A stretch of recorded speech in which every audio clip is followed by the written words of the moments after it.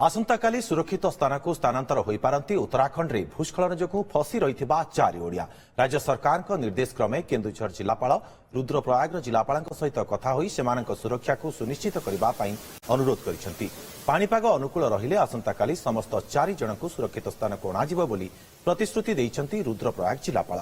केन्दुझर जिलार ऋषिनाथ महांत, सदानंद साहू, कार्तिक खिलार एवं महेश्वर प्रधान उत्तराखंड केदारनाथ पीठ को दर्शन पाई जाइथिले।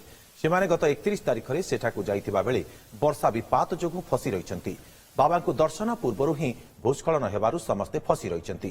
तेबे समस्ते वर्तमान सुरक्षित थिबा बेले गतकाली एनै परिवार लोकंकु जणाइथिले। सूचनायोग्य जे केदारनाथ में भूस्खलन जोगु 16 जनकर मृत्यु घटिथिबा बेले प्राय 4000 लोकंकु उद्धार करागलानी। आहुरी हजारेरु अधिक तीर्थयात्री केदारनाथ घाटी रे फसी रहिछंती। केदारनाथ जावाई स्थिर करथिले टिकेट काटिके 27 तारिख दिन संध्या बेलू घर बाहर की जाइछंती। गुरुवार दिन कंटिन्यू फोन करनु मोबाइल स्विच ऑफ। आम शुक्रवार दिन 2:30 पाखापाखि आम शुणा पाऊँ इनसीडेंट भूस्खलन होती बोली केदारनाथ रे।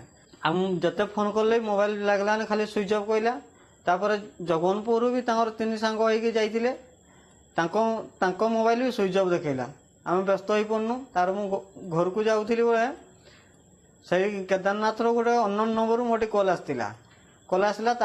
भाई मत कथा भाई कहला कि मु ठीक अच्छी आउ कि भय करबू ना घरे भी कहीदेबू। 4 दिन है ऊपर अच्छा जहाद्वारा से आसी पार बहुत ऑक्सीजन सर्ट हो देह पाट असुस्थ भी रोचती।